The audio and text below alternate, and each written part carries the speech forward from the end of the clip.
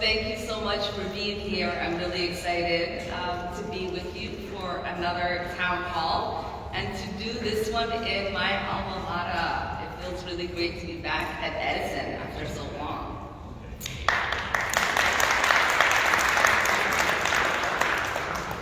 I can still see myself in the homecoming court to be part of that in this very room, so it's kind of cool.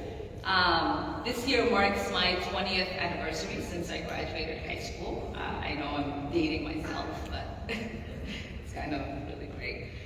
We really love doing these town halls, and I'm really excited to be back to doing them in person.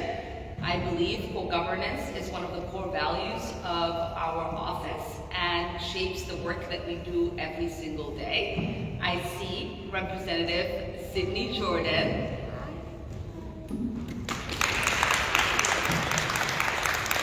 Who's the representative for this district that we are in. And I don't know if my former Senator, Carrie Dietzig, is in this room as well. I just want to thank them for all the work that they are doing at the state legislature. I fundamentally believe that my success in Congress is contingent upon inviting members of our community to come along on this journey through conversations in roundtables, town halls, and community events. All of these conversations have directly guided my legislative priorities in Washington. Part of the spirit of co-governance is providing individual casework to people and organizations in our district. I know some of you in the audience have already worked with my office on casework. I want to remind everyone that our office provides services to our constituents in the 5th Congressional District. One of the least known but most important services our office provides to constituents. Whenever you are experiencing an issue on a federal level, my staff can submit an inquiry on your behalf to liaison with any federal agency. So I want to give you a quick rundown of some of the things that we can help with. Immigration delays, pending small business loans, child credit payments, stimulus payments, Social Security issues, expediting passports, and so much more. Another way we practice co-governance is through site visits and meetings to learn what people in the district are doing, seeing, and hearing. On immigration issues, my office coordinates with legal aid organizations, advocate groups, and immigrants themselves to provide direct assistance to people who are caught up in backlog. We use those examples to help us fix systematic issues with our laws and the administration of them. If you have a concern in this area, or if you are unsure if your issue could be helped by our office, please do not hesitate to reach out to us. Even if our office can't solve the problem directly, we will do everything that we can to connect you with the people who are able to. I want to quickly provide an overview of some of the things that we've been up to, and then take some of your questions. As many of you know, we are in the middle of negotiating the Build Back Better agenda on behalf of our president and on behalf of our constituents. It's been really hard and challenging. As many of you know, we are negotiating with 2 senators who are sort of moving the goalpost every single day. But as the whip of the Progressive Caucus, one of the things that we are committed to is making sure the 5 priorities that we set forth to be included in that Build Back Better agenda. And those priorities are investment in the care economy, making sure that there is investment in our affordable housing, making sure that there is investment in expanding healthcare, and making sure that there is investment in regards to dealing with the climate crisis and the immigration crisis that we have in this country. So I was able to visit MCTC last week, talk with young people who are going through one of the newest trade programs, and have a conversation with them about what it means to go through our 2-year college systems and what we can do to make college more accessible and affordable. You all know how important education has been to me and to our constituents. I represent one of the youngest districts in Congress, and so I have prioritized working on education issues, whether it is fighting to cancel student debt and increase the Pell Grants, or even with our K through 12 education system and fighting hunger through fighting for universal school meals and other things in that regard. We sent a letter to the president to produce the memo that he's been waiting on to figure out if he has an authority in canceling student debt. Myself, Leader Schumer in the Senate, and Elizabeth Warren believe that he does have the authority to cancel student debt. The president has not produced that memo yet. The deadline was yesterday, so we will continue to pressure him to see what the memo will ultimately say when he speaks with the experts in that regard. We have also lent letters to the U.S. Department of Agriculture to extend the school meals waiver. I don't know if you all heard when we first did the first emergency supplemental after COVID hit, the CARES Act. I had Meals Act, which was my legislation as part of that package, which allowed for there to be universal school meals so that our children and families can go to school sites and community sites to pick up meals so that no one would go hungry because schools were closed, because we know that majority of our kids here in the district and across the country usually get a stable meal only during school time. So I wanted to make sure to introduce legislation and was glad that that legislation was included in the CARES Act. And now we continue to fight for the extension of that because we know hunger is a big problem in this country. And in regards to feeding people, I've been working with Representative Ming from New York, calling on the USDA to make more kosher and halal meat available through the Emergency Food Assistance Program. We've also been prioritizing a lot of immigration issues.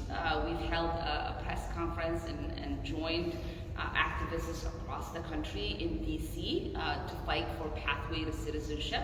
The Pathway to Citizenship Act is included in the Build Back Better large package. We're still trying to figure out what the parliamentarian ruling will be in the Senate to see if that will be included in that. And so we will continue to pressure them. Another issue, many of you have contacted our office and have expressed some concerns around the Afghan refugees who have arrived in our country. We provided humanitarian parole as a country for them to enter.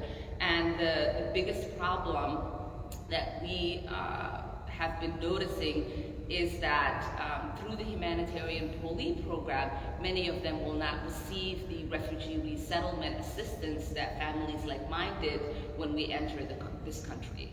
And if you can think about immigration, you know, these are Afghan refugees who had to leave within 24 hours, 48 hours from their homes. So they're essentially coming with nothing and trying to create a categorical change within our immigration statute to make sure that they have that status was an important piece.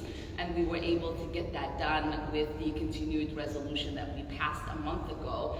And now they will be able to categorically receive refugee resettlement assistance, the ones that don't already have that status. And I was able to visit the Fort McCoy Army base in Wisconsin with Representative Gwen Moore last month and members of the Milwaukee Muslim Women's Coalition. During our visit, we were briefed from federal military officials about the logistical planning of resettling Afghan refugees. I'm happy to report that our governor and the governor of Wisconsin have agreed to resettle 37,000 refugees into our state. The purpose of that visit to Fort McCoy Military Base was for us to do our congressional duty to provide oversight around these programs and to make sure that people there were being treated in a dignified and humane way. It was really heartwarming to see the resilience of the women, children, and men at Fort McCoy, and it really was uplifting for us to be part of that. One cool thing about visiting that military base with those refugees was that many of the servicemen that were providing opportunities and shelter for these refugees themselves served in Afghanistan, so there was a connection to a lot of these families, and I think that created a good environment for them, and it was good to be able to have the opportunity to go and to see that in person. We've been on the foreign affairs side of the work that I do. As many of you know, I sit on the Education and Labor Committee, but I also sit on the Foreign Affairs Committee. And our work has been fighting for human rights and fighting against oppressive systems wherever we find them. So on Thursday, we were able to partner up with Representative Jan Schakowsky to introduce legislation to combat the international Islamophobic rise and anti-Muslim hate that we are seeing. This legislation would create a special envoy to monitor and combat anti-Muslim hate worldwide. The bill requires the State Department to create a special envoy for, again, monitoring and combating Islamophobia, including state-sponsored anti-Muslim violence and impunity, and it would provide an annual report as part of their human rights report that they produce. We have seen the rise of anti-Muslim hate in our community and across the globe, and it's really important as we work with the special envoys that already exist for religious liberties and tolerance around the world, and work with the anti-Semitism envoy that exists, is that we expand our work in regards to fighting hate everywhere that we might find them. And then we've also been working to lift some of the Trump-era legislation that exists. And so I recently sent a letter to DHS to lift the Trump-era visa sanctions in regards to some countries that are facing humanitarian crises. We've been working to make sure that we use some of the legislation that's moving along to introduce some amendments in regards to some of our work in foreign affairs. So we passed an amendment to the State Authorization Act to affirmatively authorize the Office of Global Criminal Justice, which is tasked with seeking justice for atrocities, crimes, and crimes against humanity around the world. We've also passed 5 other amendments to the National Defense Authorization Act, the NDAA, including oversight over U.S. policy in the Sahel region, the DRC, the Democratic Republic of Congo, and Libya, requiring the Afghan Commission to consider human rights violations, including torture. And so those are some of the things that we've been able to do in regards to foreign affairs. And we've also been working a lot around some of the housing provisions that have been a priority to us. So we joined Senator Jeff Markey of Oregon to introduce and be the lead on the House side, the Affordable Housing Opportunity Made Equitable, the HOME Act, to provide a comprehensive plan to guarantee affordable housing for all by pushing for higher top-line funding levels for HUD programs in the reconciliation bill. And I'm happy to report a lot of the provisions within that bill have already been included in the Build Back Better agenda portion of the affordable housing funding that is in that. We still continue to work on line 3 and urging the president to act. And I've solicited some senators to help me with that, and Senator Markey has joined in that effort. And we just led a letter with over 60 members of the House and the Senate, including Senate leaders, Senator Markey and Senator Farr-Holland, to urge the president to address the climate crisis that we are seeing ahead of the visit to Glasgow, Scotland for the COP26. And so with that, I will end my updates and turn it over to you all to ask questions, and we'll use the remaining time to directly address some of your concerns.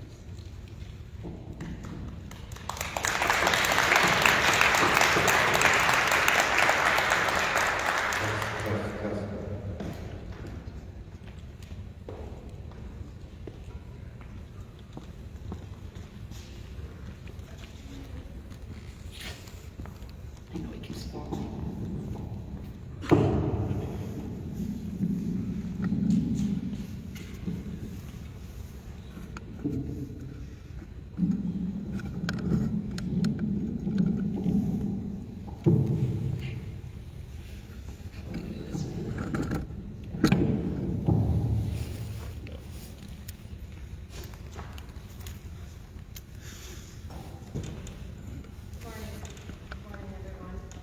My name is K.R. Stead, and on behalf of my brother and his family and friends, we want to thank you, Congresswoman, for hosting this town hall today and for also co-sponsoring the Act for ALS.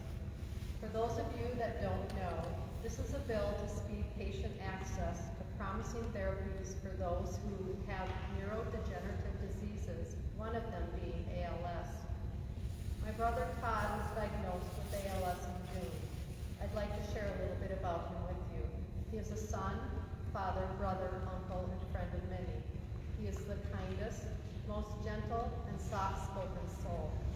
He would give away his last penny, the shirt off his back, and the last ounce of love, knowing someone needed it more than he did. And in fact, I've seen him do that.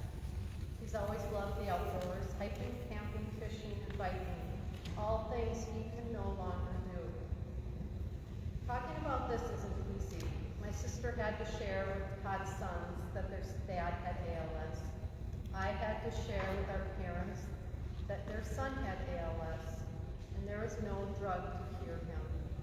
Our friend Michelle, who's with me today, she's one of Todd's best friends, and she had to share with her 9-year-old son that his role model is never again going to be able to go on bike rides or camping trips with him. As devastating as it's been for his family and friends to learn of this diagnosis, I cannot begin to imagine the haunting thoughts that go through his mind on a daily basis. There's no cure for ALS, and ALS patients are told daily there's nothing that can be done to cure them. Each day I find myself taking for granted the simple things that I can do, that I know my brother no longer can do. I pray that one day nobody will have to hear the 3 words, "You have ALS." I hate those words and the pain that comes along with it. With the passing of this Act for ALS bill, perhaps one day those 3 words won't be a death sentence. Thank you again, Congresswoman, for your support and your co-sponsorship of this bill. And we ask that you continue to push your colleagues to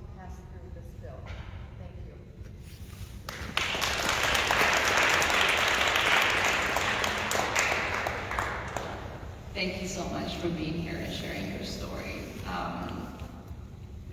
We're all with Todd and everyone else who's stricken with ALS. We do have the capacity as a country to address this, and I will continue to urge my colleagues for the passage of the legislation. But your stories are the most powerful lobbying tool there is, and so thank you so much for being here and sharing your story. Thank you for letting me share. Thank you so much.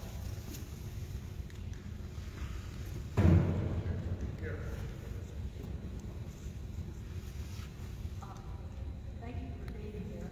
My name is Janet Farrell. I have a son with depression, student loan. I'm so glad you are working on that. But I also want to bring up another matter that has to do with student loans, about the Office of Higher Education and how they're monitoring the private schools. Many private schools are just conduits for student loan money. They keep sending federal student loan money into a school. If it's failure on the Racial Employment Act, and the state often claims that the schools are fully accredited when they have not interviewed students or teachers there. There seems to be very little oversight.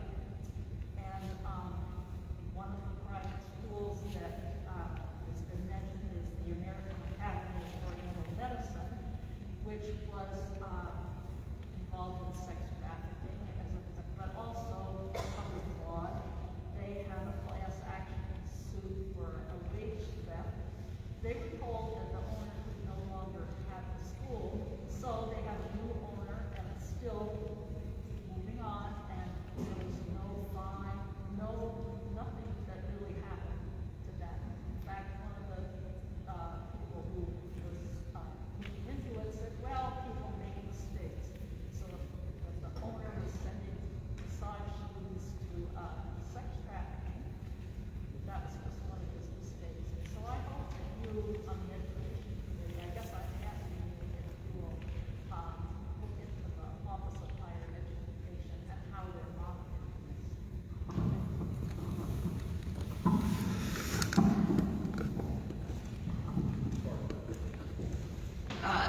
Thank you so much for that question. We've actually had a few committee hearings to do oversight on the Office of Higher Education and to look at some of these predatory colleges and universities, the for-profit predatory for-profit colleges that are around. I will take some of your notes to see if we should ask for more hearings and use the story that you just told as an example of the reasons why we need to do more. I myself went to one of those predatory colleges and have used my story as part of the committee hearings, and a lot of people here in our district, a lot of young people have shared their stories with us, and I think these testimonies are really important to hear directly from people who've been impacted. And I appreciate you, and we'll follow up to see if we can request one more.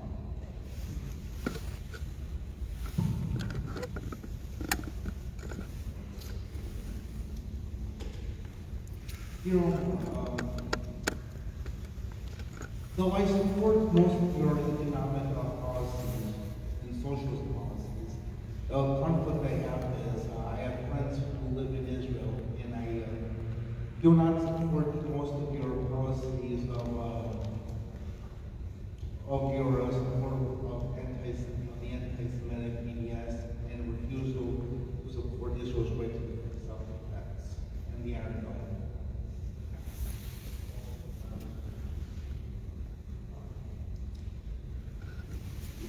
Why won't you support Israel's right to self-defense and condemn Hamas?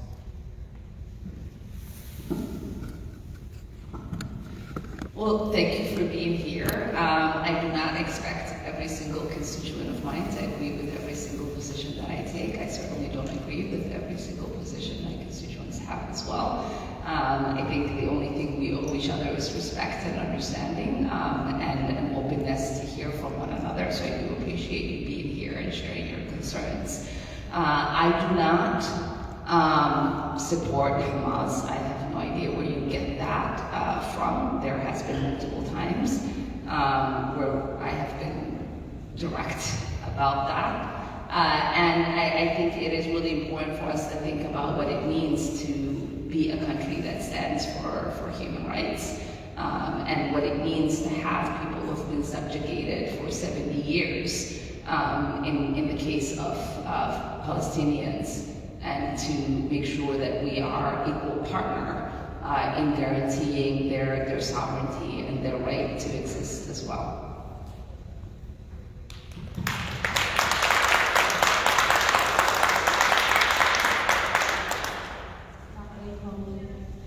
Thank you, Congresswoman, for having this remarks and for being responsive. You're responsive. You have an amazing staff. I have the opportunity to work with them, and they help me. And I look forward to working with your staff on issues like substance use and recovery. I also want to, I don't have a question. I just want to also glad that I get to share space with Representative Cindy Jordan. And I want to thank her as well for the work that you did for recovery community organizations and allocating funding. As a woman in long-term recovery, I know the important work that has come. So I really appreciate that. So thank you.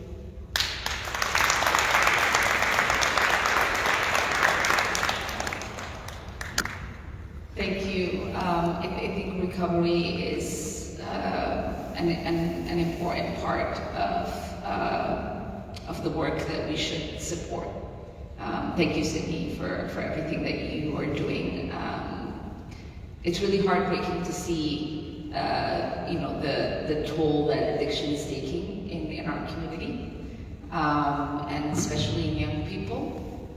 The opioid crisis that continues to happen in communities of color, especially in the Somali community.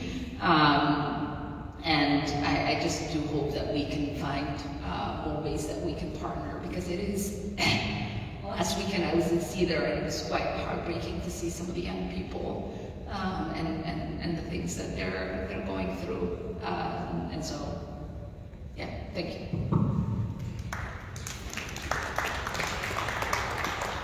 Hello, my name is Kevin Owen. I'm an incoming school counselor. I work with K-12 and Henry and nonprofit organizations currently with 4-H. My question to you is, what are your plans to support school personnel and counselors and educators in K-12 to continue supporting their social, emotional, cognitive support? Social emotional support for young people has been a priority of mine. I actually helped co-found a task force that is looking to address the mental health crises that adolescents, especially male Black adolescents, are experiencing. There were some recommendations that came out of some of the hearings that we've had, and we've produced some legislation and some funding in that regard.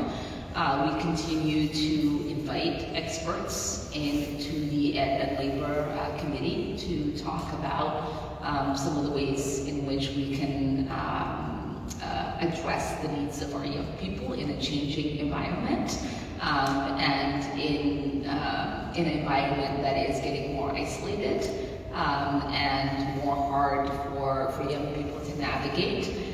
We've also been advocating for funding support to try to make sure that there are more social workers in our schools and more mental health professionals in our schools. When I was in the State House, I actually introduced legislation to close the ratio gap for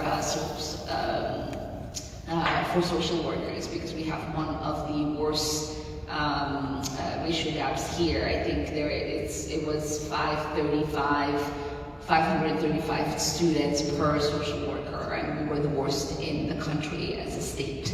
And so trying to create the resources to close that gap, to try to make sure that the social workers that we have in our schools are able to have a smaller caseload so that they can actually help kids navigate life is something that we continue to fight for.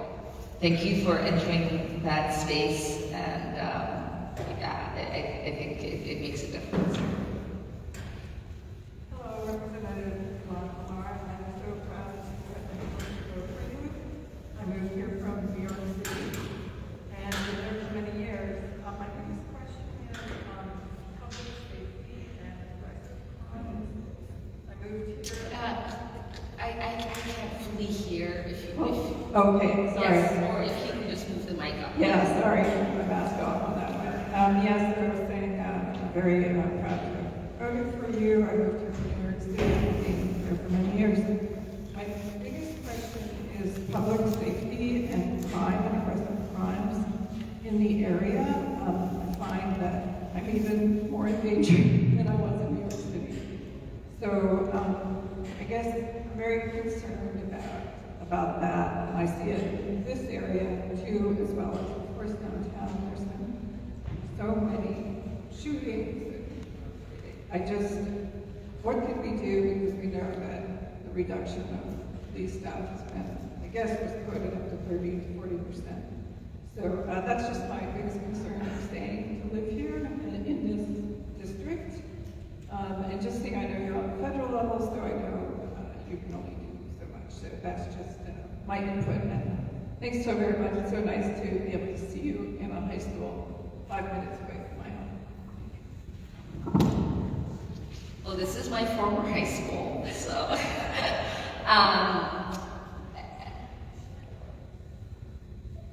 I do think it is important for people to recognize that I and many others believe every single person in our city and across this country and probably the world deserves to live in a safe environment. We all envision, right, a world where we can leave our home either by foot or with a car, with a bike, whatever, and not worry about our safety, about flying bullets, getting jacked by somebody. That is, I think, a wish that every single person has for themselves and for their communities and for their neighbors. What we must also recognize is that the reduction in policing currently in our city and the lawlessness that is happening is due to two things. One, the police have chosen to not fulfill their oath of office and to provide the public safety they are owed to the citizens they serve, right? It's documented.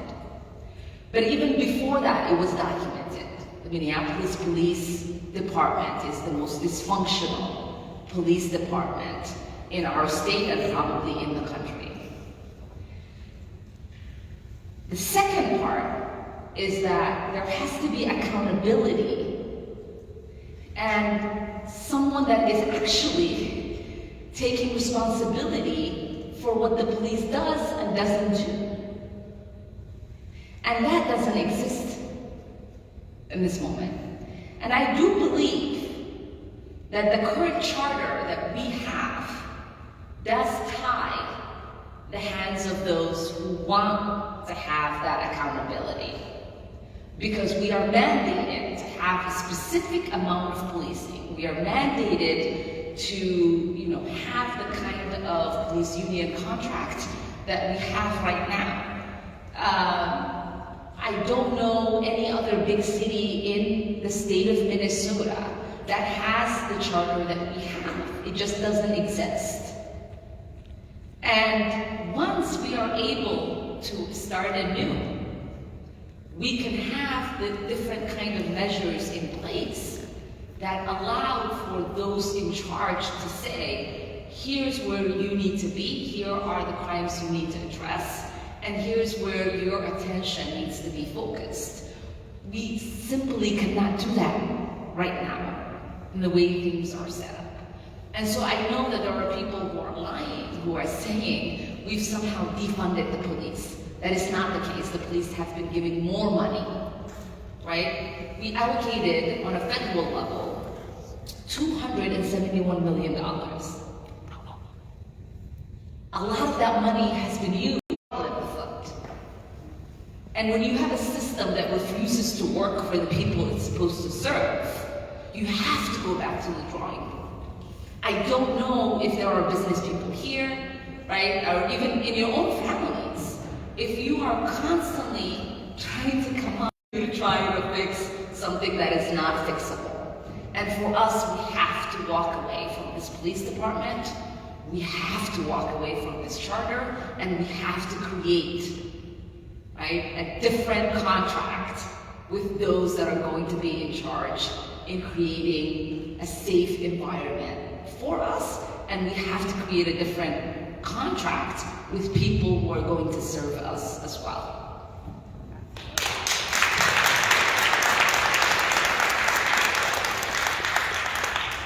Hi, Ilhan Omar, and I am here today to ask a question regarding legal immigration.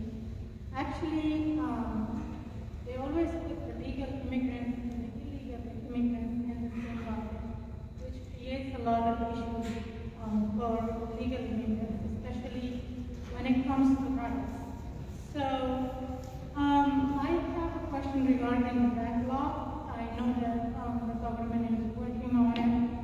We've been waiting for like almost 6 or 7 years for to have an interview, and this makes issue when you have citizen kids and non-citizen kids at school, because there are things that a citizen kid can have, and how can you explain this to your kid? So if you have any response regarding this, I would be happy. Thank you. Well, I mean, that duality exists because we do have an immigration system that is broken, that desperately needs, right, to be fixed. And, the legislation I was talking about earlier that we're fighting to be included in the reconciliation package that we are currently debating are not fully staffed. And there is just a crisis that is happening there. Our office can actually directly help you and expedite. So if you haven't connected with a staff member, Ali or Akolade, I think Natasha's going to come up and give you a card. We could directly expedite and work through that backlog.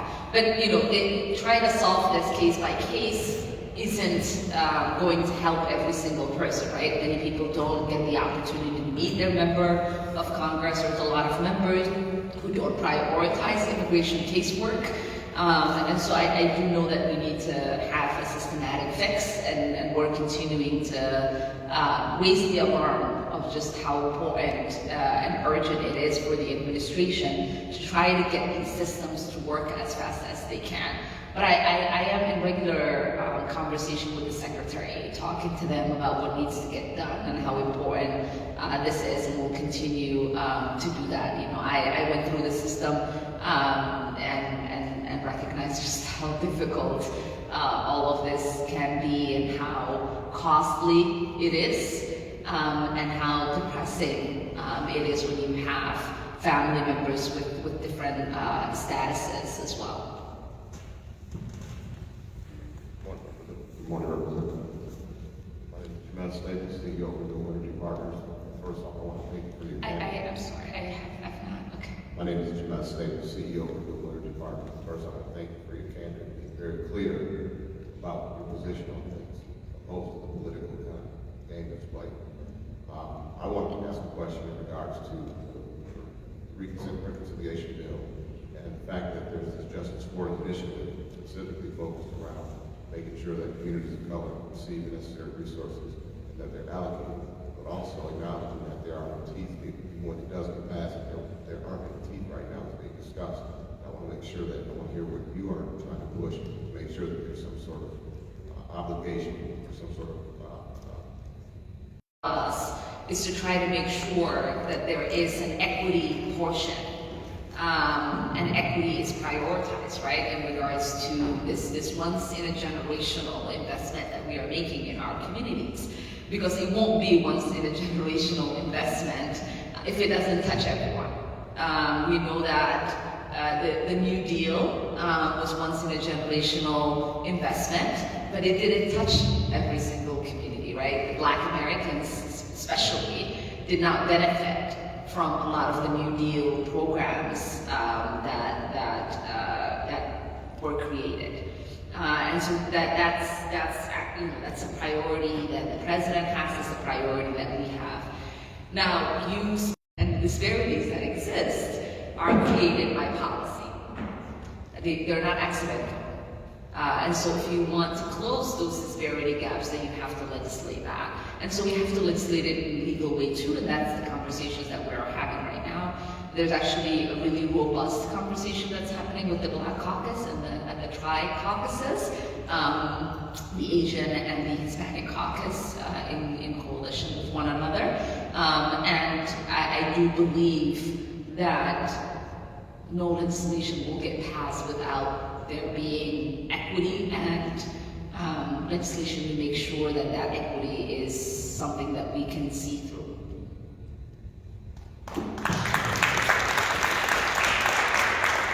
Hi, thank you for coming out today and speaking to us. I've been working with Big Action Minnesota Student Debt Cancellation Team. We've been talking to people all over Minnesota about child daycare, so I pay a mortgage payments for a daycare every month, plus a mortgage payment. And if student deferment for the federal loan payments doesn't continue, I will be paying the equivalent of 3 mortgages a month. And I am just wondering what we can do to help support you and how you can keep this at the forefront of President Biden's mind for these issues, because this is a big thing. I feel like our last chance to get it done is in January, and the moment is now. I mean, it's just so crushing for so many Minnesotans.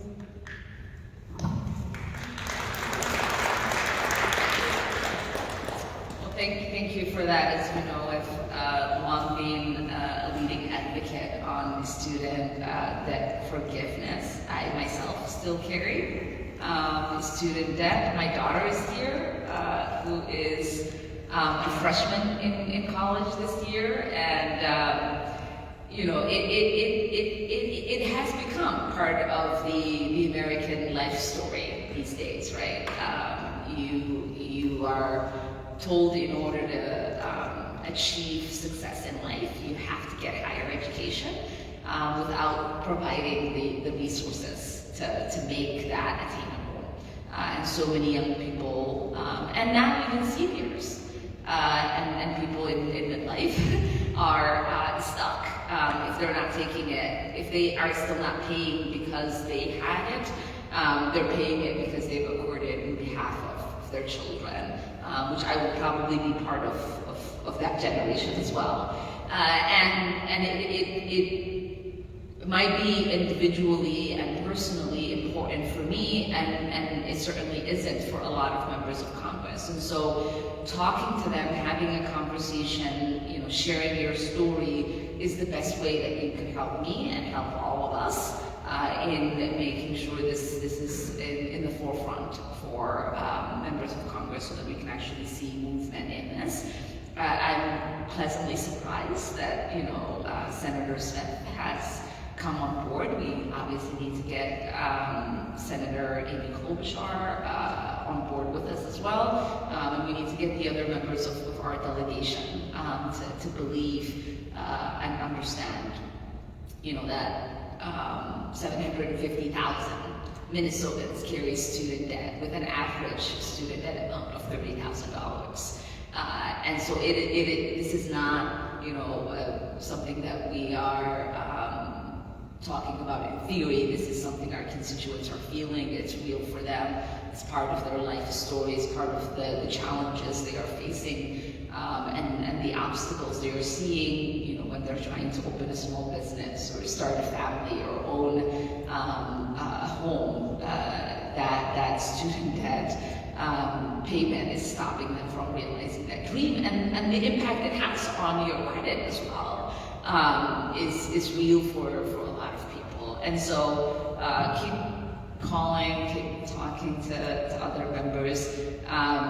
Like I said, we're seeing people who we didn't expect to lead on this. When I introduced the student debt cancellation 2.5 years ago, it was the most progressive members of our caucus that were on board.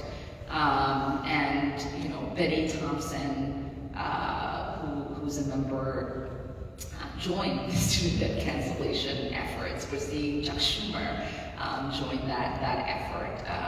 We're seeing so many people that you didn't expect to be leading on this issue lead because their constituents are talking to them. So keep having these conversations, keep showing up, and I think it will become mainstream where we are able to do something about it.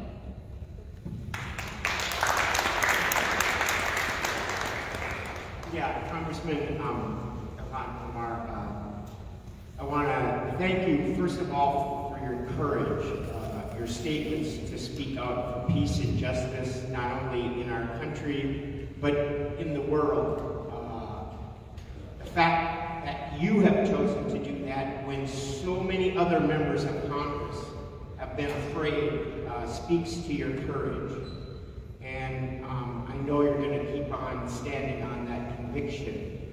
I think it's important to make connections with all these individual issues: immigration, education, healthcare, public safety, and the fact that we're all having problems with lack of resources for that, when in the richest country in the world, there isn't a lack of resources.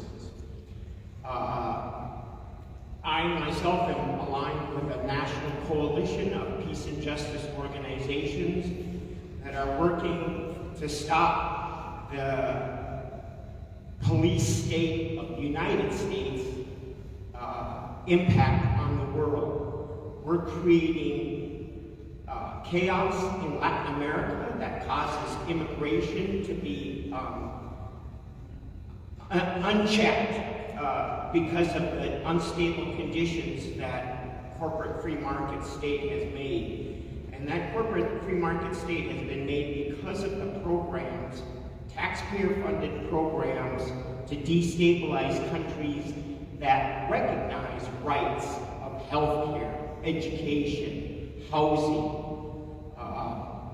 and we demonize it all under the guise of human rights and democracy, when really we're undermining democratic elected countries and undermining those countries that recognize the universal human rights that the world recognizes, but the United States does not recognize. Again, the right to health care, the right to education, the right to housing, public safety.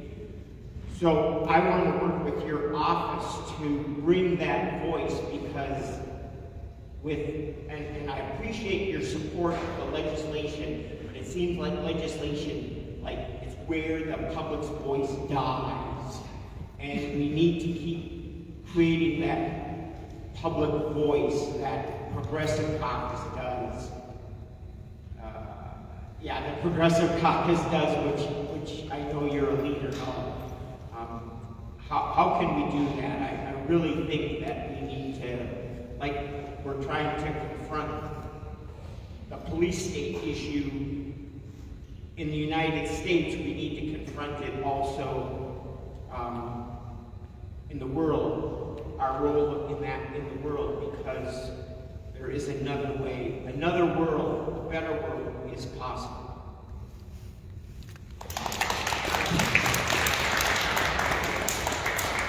A better world is possible. You're very right. I mean, it is fascinating at times, right? You will see people who will say housing is a human right, and then when it comes to making it a priority and actually investing in it, you can't get them to do that. Or you will say, politicians say healthcare is a human right, and then you're like, can you get Medicare for all? And they're like, well, no, not like that. We will see people who will say we're going to have human rights in the forefront of American foreign policy, and then you're like, well, human rights orgs, Palestinian human rights orgs are being categorized as terrorists. Can you speak up on this? And then they're like, no, not like that. Or you'll see in the case of Libya, speak about just like atrocious things that are happening in the world. In the case of Libya, we thought intervening to stop Gaddafi from committing atrocities was just. But we don't think about doing anything about the human enslavement, modern day enslavement that is taking place right now in Libya. The torture, the rape, the trafficking of humans from sub-Saharan Africa. We get upset and, speak to humans that are showing up at our border, but we don't address how our policies have contributed to the fact that there are humans at our border. And so it is challenging, and I think people will say I'm brave, but I don't think I'm brave for speaking up for these things because I don't really have a choice. Right? I think we have some priorities. My priorities is to try to end human suffering because I know what that feels like.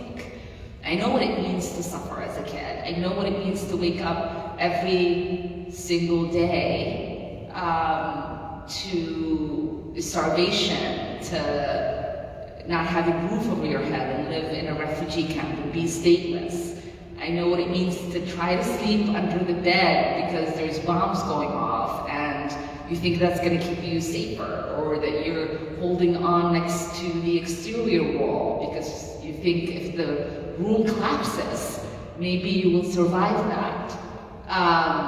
And so for me, it's not bravery. For me, it's trying to make sure people don't experience the things that I've experienced and don't get ignored the ways in which, my suffering for a long time was ignored. And to provide the kind of help that I received and the generosity that has led me to now be a member of Congress and to enjoy the liberties and the freedoms that I have today. And so we have to continue to hold this mirror. We have to continue to speak up on how the platitudes that a lot of people in power don't really lead to actual policy change and policy shift. And if we don't recognize that, if we don't push them to be transparent and accountable, then we are not going to get to that better world that we know should exist and can exist.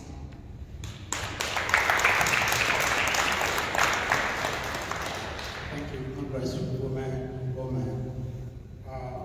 How could you, as a progressive, make the child credit permanent? And also, that child credit allowance, to me, I think should be divided 50-50. You let the parent have access to the 50% and probably establish something like insurance for the child, so that when they get older, they will have access to that lump sum of money. We are complaining of the disparity of wealth creation between white and black.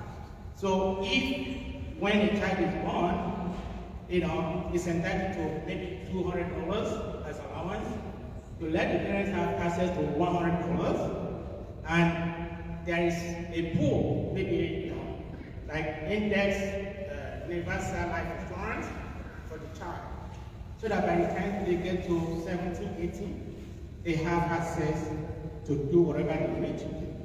So that, I hope that might be able to close the gap between what we are talking about. That's a good point. So it sounds like you're talking about the baby bonds legislation that my colleague Senator Cory Booker from Jersey has, and I'm a supporter of that, and I think it could be transformative in closing the equity gap and the wealth gap that exists between kids of color and their counterparts. For the child tax credit, right now we're talking about expanding it for just one more year.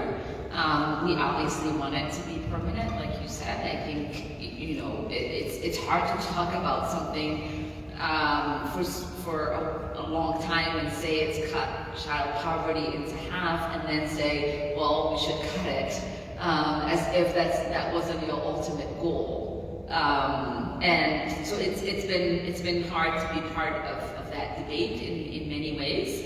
But we have senators that will not vote for this package unless we limit the extension of this to 1 year. And we believe that for many of these programs, if we are able to get them to the finish line, that we can extend them throughout the years, and fighting about them right now, since they're not getting cut, is an important part. But again, very difficult conversations and negotiations to be part of, because logically these programs are actually helping people.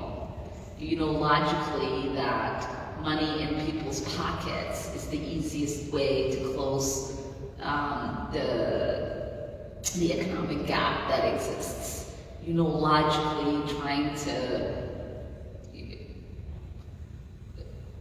fund, programs that stabilize our communities and create a pathway to opportunity is the way to go. But not everyone in Congress is logical, so.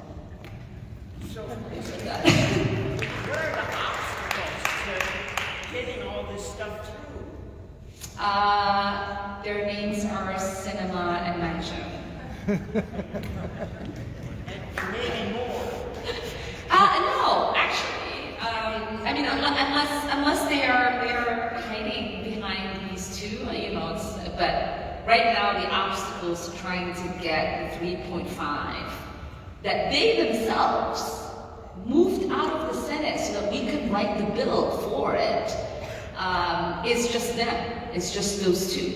And so, we have now negotiated it down to half of that amount, which means these programs will only get funded, not 10 years, but 5 to 6 years, which, if you're talking to a constituent of mine that needs childcare or paid family leave that has 0 at the moment, getting them 4 years, getting them 6 years of childcare subsidy, it's something, so I can't say no to it. But it is heartbreaking to see that, especially, I think Senator Manchin, who comes from, West Virginia, a state that is economically devastated, for any measure, right? Like they're usually at the bottom of the wellness of when it comes in comparison to the wellness of other states, that he will not agree to create real economic investment for his constituents. There would probably be more of his constituents that would benefit from the programs that we are fighting for than mine. Medium income in my district is twice as much as it is in West Virginia and in some of the districts in West Virginia. And so it's shocking that those of us who might not fully benefit as constituents are fighting for this because we know we do better when we all do better. Wasn't that what our beloved senator used to say? It's baffling and shameful in many ways. And these are Democrats, they're not Republicans. No. So who's pulling their strings?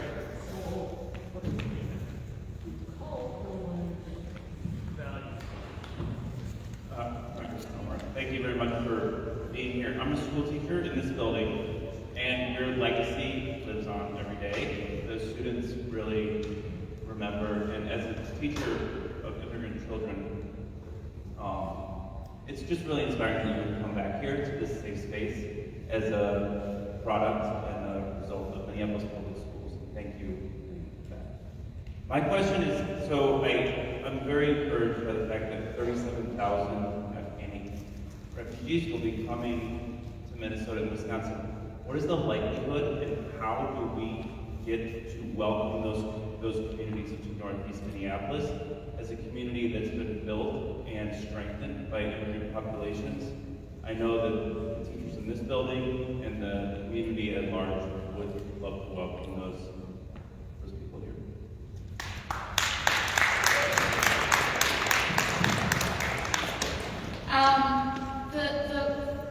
The thing with processing refugees, contrary to what Fox News might say, is that it's a lengthy program, and it's a lengthy process. And for many of the people who are at Fort McCoy and other military bases within the borders of the United States and abroad, they're going to go through a vetting process that will take some time. What we do know is that although the capacity levels of the organizations that do refugee resettlement program has been diminished, that they are excited and eager to do whatever is necessary to welcome whatever number we might ultimately end up getting here in Minnesota, and they're reaching out to our office constantly. There is an effort. Like I said, in Wisconsin, when we went to go visit Fort McCoy, we were joined by the Milwaukee Muslim Women's Coalition. So they're collecting items to donate to folks who are at the Fort McCoy base. And so those kind of efforts can be helpful if you're interested in organizing something like that. I know Ali in our office was going to work on something, so maybe the two of you can connect. Those efforts can be helpful. There's shipments that can be made. It's obviously going to be winter soon, so jackets and things like that are things that they are in need of. But it is going to take some time, and once that process gets going, and we're going to get close to seeing people actually come and be welcomed into our neighborhoods, we will communicate what some of the needs might be in that regard. But they were saying timeline November. Now November is here, and I don't think anybody's coming anytime soon. So it takes time. When I went through the refugee resettlement program, our vetting took about 18 months, and that's about the average time that it takes. And I know they're expediting it because these folks are in different in a different situation, but it's still going to take a while. Thank you, Representative Omar, for being here today. Can you hear me? I'm a parent of two children that have autism, both girls, which is unusual, as you know. You may know by now that boys are predominantly diagnosed more with autism than girls. I'm here to express my frustration with the school system today. We have a system that diagnoses our children with the different difficulties that they have, but does not completely address their needs. I have two children that are different in their severity of autism. I have one that is nonverbal, that's 12 years old, and one that is 14 years old that is considered level 2. The one that is level 2 requires tutoring. She's in Gen Ed with some push-in services. The school does not want to provide tutoring. Our insurance does not cover tutoring. The county services do not cover tutoring. What I don't understand is educational difficulty has been established, but they don't want to provide these services. So I am having to pull the school constantly. We need this help, we need that help. I don't understand after a diagnosis why we have to fight so hard to provide the services. Or it's just like pulling teeth all the time. This has created fatigue in my family. I'm a person that has to care for a child that has sleeping disorders, that has to help one child communicate, and one that can communicate but does not communicate well enough. So I don't know what to do here. I feel like the school is constantly telling us they're overstretched, they're underfunded, undersupported. We try to support, they come at us with rules about when to visit, when to not visit, how to help, how to not help. So I'm imploring you to please take a look at this issue. It seems like the schools have set up a system where they merely exist with our students and do not help them to thrive once they have diagnosed them with a certain level of issue. And I am very, very, very worried about the future of my children. I don't think that I can ask for the state for more money. I think if we give me more money, I feel like it is a problem, proper allocation, and making it easier for us to access services. Are your kids in Minneapolis public school? They're in the Eden Prairie School District, which is In what? Eden Prairie.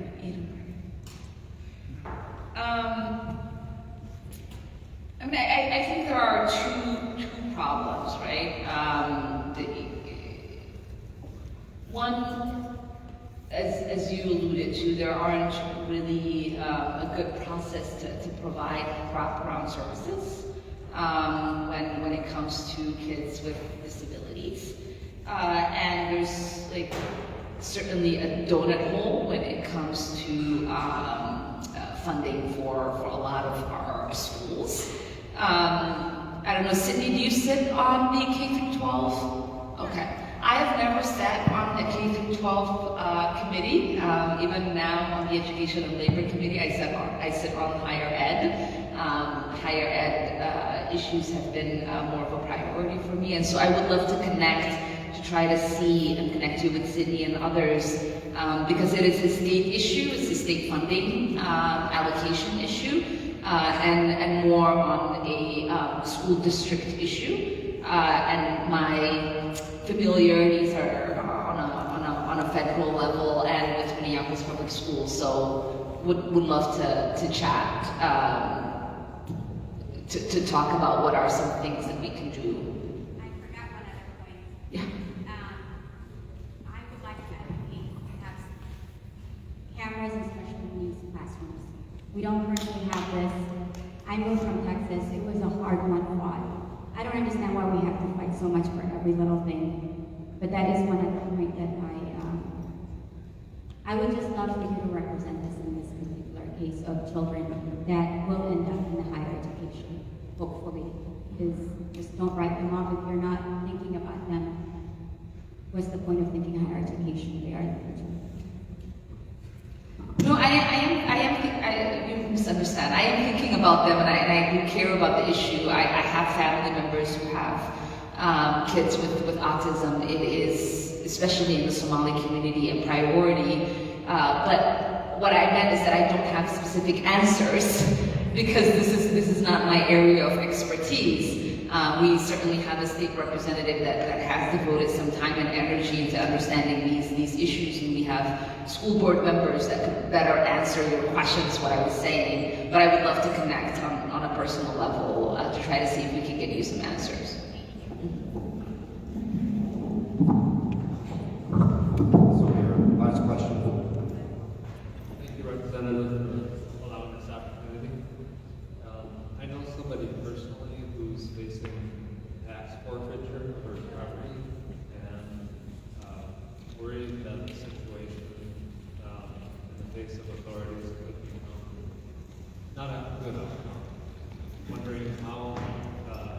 person of strong conviction as herself, and I would like some assistance helping her through this situation to ensure that it turns out to be a positive one.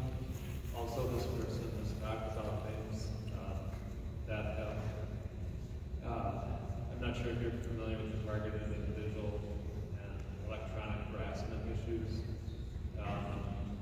There's people going through this stuff, and I think it needs to be heard from people like yourself, what's being done to stop this kind of activity. Kendall, before you leave, Kendall specializes in this issue in our office. He'll give you a card and we'll connect on the individual level. Last one. Oh, let's take one more. Okay. Because that wasn't a question I can address for the whole group. So. What about right here, Kendall?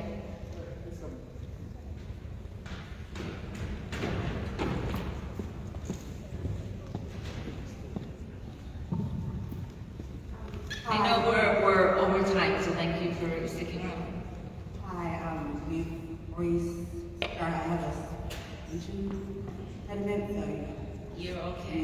Great. How about the policing talks have stopped in this? And then what are the next steps to ask the Forest Floyd Policing Act, and is there something that can be done locally? Because I sent in a proposal of my opinions on steps to having that passed.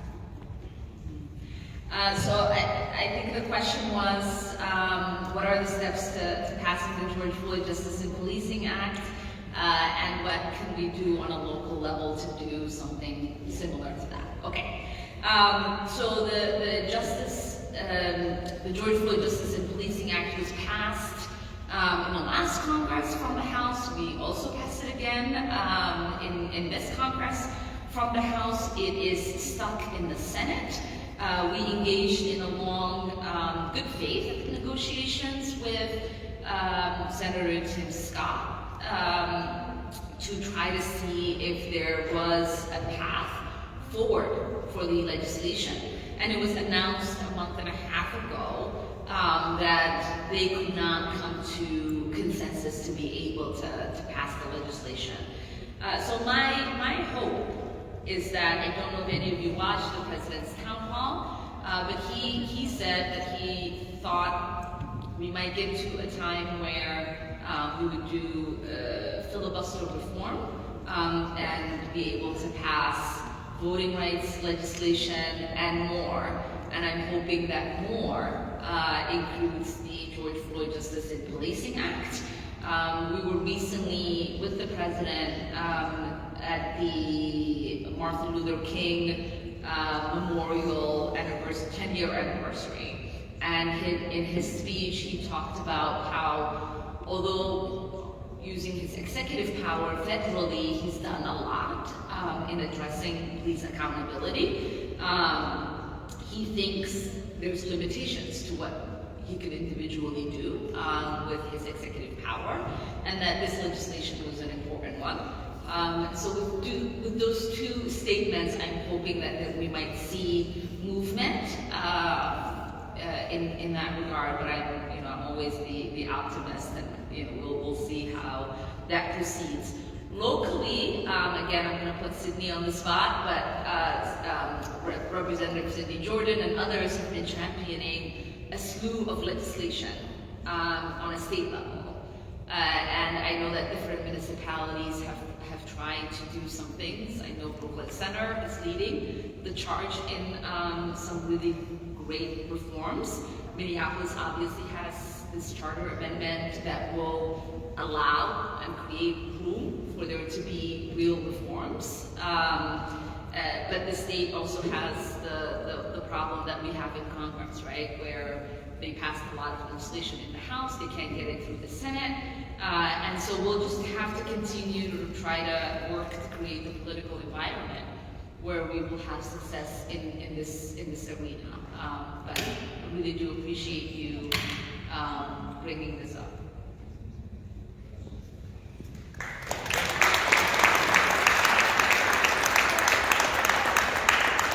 We can end if nobody has like an urgent question that they want addressed. We have one? Go ahead. we have one last one. Okay, maybe we can take a few more and just close it out. How about that? Hi, my name is Terry Height. I first want to thank you for letting me speak. I want to express how happy I am and proud that you are representing me. It's nice to have a progressive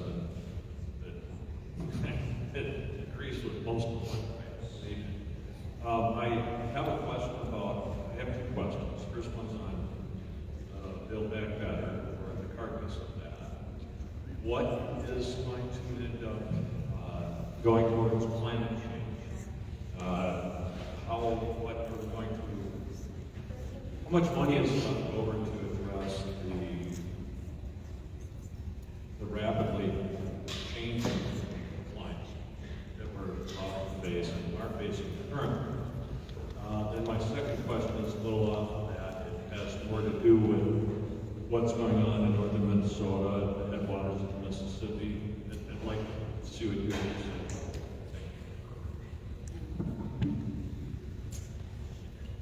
I don't know what will happen with the climate provisions with the Build Back Better. It looks like that is the most up in the air pieces. We recently had a conversation with Senator Tina Smith that has been championing some of the really good provisions that will reduce carbon emissions. And so it is, there's just too many moving pieces, you know. I feel like every hour we agree on something and then they come back and they're like, that's not what we actually agreed on. And I couldn't really tell you what provisions we will end up having and in what form. I do know that the amount of money that is currently being talked about is more than 50% less than the amount of money that is in the $3.5 trillion package. So what we might be able to do with that amount of money and what policy priorities in regards to the climate crisis that will be addressed in that, I couldn't speak to it right now. And then I'm assuming you're asking about line 3. We're still pushing for that. You know, we're in communication with the administration daily, trying to get them to act. It is a source of tension for us at the moment, but I'm committed, and I will continue to raise that issue every single opportunity I get. You know, we've been doing that with our governor, expressing our disappointment. We continue to do that with the president and the Secretary of Interior and others that can actually use some of their leverage and power to stop the crisis that is upon us. What about the treaty? I know. There is some legal stuff, courses of action that are taking place, and I don't have an update on where those things are at right now. Okay. I'll make the rounds in case you had a question that you didn't want to ask out loud, but I really do appreciate getting the opportunity to chat with you all and to give you updates, and I look forward to seeing you for next month's town hall.